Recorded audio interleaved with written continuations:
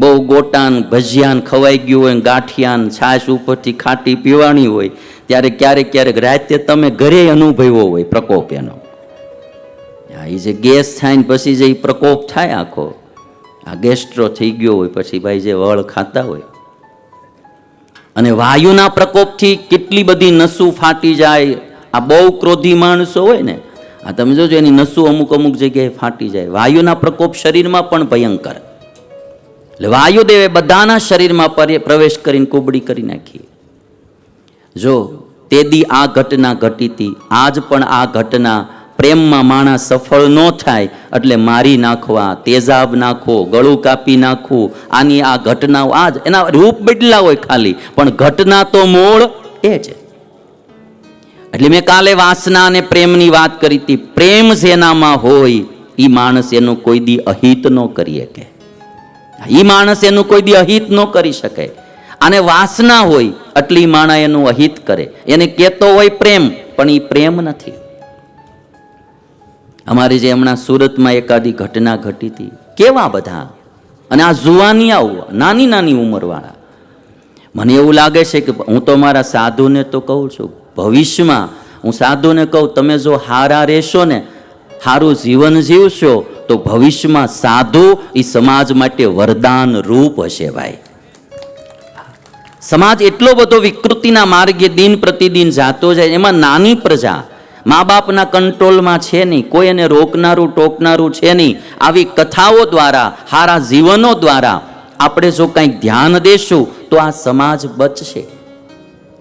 વ્યસનો એટલા, ફેશનો એટલી, વિકૃતિઓ એટલી, એ જ લોકોને ગમે છે.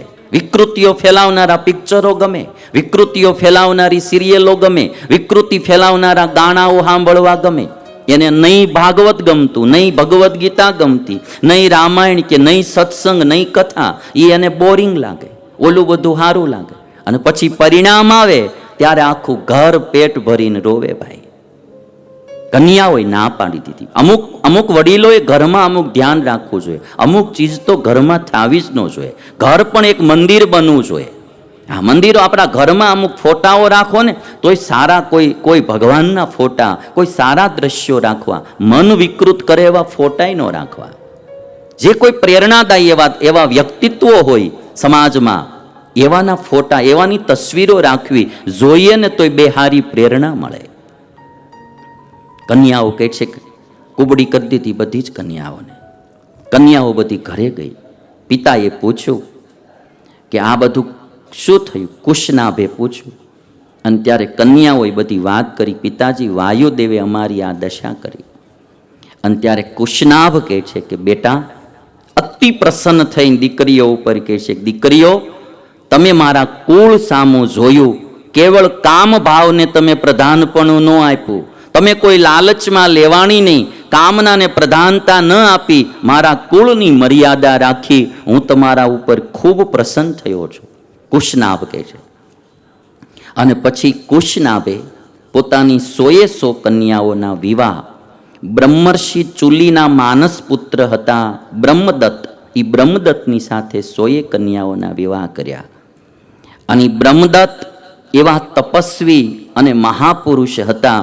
100 કન્યાઓનો જ્યારે આમ પાણી ગ્રહણ કર્યું, હાથ ગ્રહણ કર્યો વિવાહમાં, અને બ્રહ્મદત્તનો સ્પર્શ થયો કન્યાઓને, અને કુબડી કન્યાઓને હતી એવી પાછી સીધી દોર કરી દીધી. આ પ્રસંગ વાલ્મીકી રામાયણમાં લખાણો. એનો મતલબ કે જે મા બાપની આજ્ઞામાં રહે એ સર્વ પ્રકારે સુખી થાય છે. અને એટલા માટે મારે તમારે બધાએ આજ્ઞામાં રહેવું, બહુ આજ્ઞા બારું જવું નહીં. હા, મા બાપ એ તમને કોઈ ખોટે માર્ગે દોરી જતા હોય, પાપ કરવાની આજ્ઞા કરતા હોય, કંઈ ખોટું કરવાની આજ્ઞા કરતા હોય, અને એ તમે ન માનો તો એની હું ના નહીં પાડતો. એ એમ કે આટલી વેળસેળ કરવી જ પડે, આ સમાજમાં રહેવું હોય તો બધું કરવું જ પડે બટા, એવી ન માનો તો એની કંઈ ના નહીં. એ કંઈ ચોરી કરવાની, કંઈ ખોટું કરવાની, કંઈ પાપ કરવાની, કંઈ એવી મોળી આજ્ઞા કરે તો ન મનાય. પણ એમ કે બેટા વ્યસન ન કરાય, દારૂ ન પીવાય, ડ્રગ્સનું સેવન ન કરાય, ખોટું ન કરાય, આવી રીતે ખોટા માર્ગે ન જવાય, એવી આજ્ઞા માનીએ તો એમાં આપણું હિત જ છે. એટલે દીકરાઓએ માત પિતાની આજ્ઞામાં રહેવું એ રામનું જીવન શીખવાડે છે. અને ભાઈ બહુ જરૂરી છે. સારા શિષ્યો હોય, સારા દીકરા હોય, સારી પત્ની હોય, આજ્ઞામાં રહેતા હોય, એના મા બાપ બહુ સુખી થાય. અમારે સાધુઓમાં જે એવો નિયમ કે બહાર જવું હોય ને તો પૂછ્યા વિના ના જાય નહીં. નાનું હુંનું કામ કરવાનું હોય તો પેલા પૂછે. જે સારા મંડળો હોય સંતોના, આજ્ઞા પાલન એટલે બહુ ગજબનું એમ. એ અમે જોઈએ ને તમારામાં જોઈએ ને તો ઘણીવાર અમુકના નાના નાના છોકરાઓ આપણે હોય, 2-3 વર્ષના લાવ્યા હોય અને બાપાને પાટા મારતા હોય, તો એના બાપા કંઈ બોલે જ નહીં. અને એવા પાટા મારતા હોય. અમુક મા બાપ જ છોકરાઓને નાનપણથી બહુ ચડાવે છે. અને હવે તો પાછું કાનૂનો બહુ, એટલે કંઈ કહેવાય નહીં, કંઈ બોલાય નહીં, કંઈ કરાય નહીં. શિક્ષક કંઈ ડારો ન દઈએ કે મા બાપ ડારો ન દઈએ કે. એટલે છોકરાઓ પહેલાં જે આમ બધા થોડાક સીધા હાલતા ને એનું કારણ થોડીક બીક હતી. હવે બીક તો હાવ વહી ગઈ. એટલે પેલા હમણાં કોઈક એક શિક્ષકે એક છોકરાને માર્યો ને તે જરાક આમ લપાટ જ મારી હતી. તો ઓલાએ ફરિયાદ કરીને એમાંથી શિક્ષકને 50,000 દંડ દેવો પડ્યો. શિક્ષકને 50,000 દંડ દેવો પડ્યો.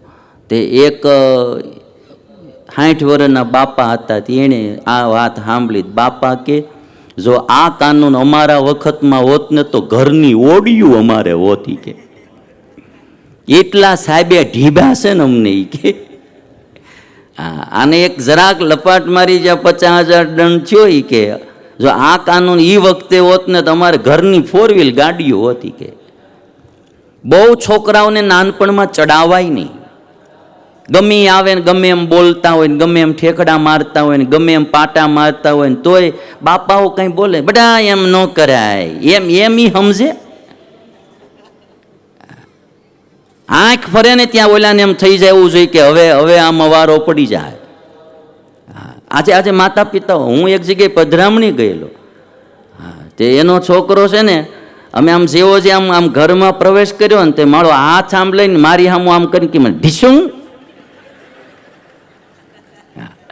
આપણે તો બધું જાણતા હોય એટલે વાંધો નહીં. એટલે આમ હાથની બંદૂક કરીને કે ઢીસું.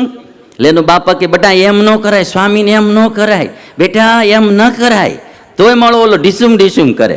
મેં કાંઈ વાંધો નહીં, છોકરું કહેવાય એનો વાંધો નહીં. તો પછી વળી પાછો એનો બાપો બેટા એમ ન કરાય. તો એના બાપા સામું મોઢું આમ આંગળી કરીને કે ઢીસું.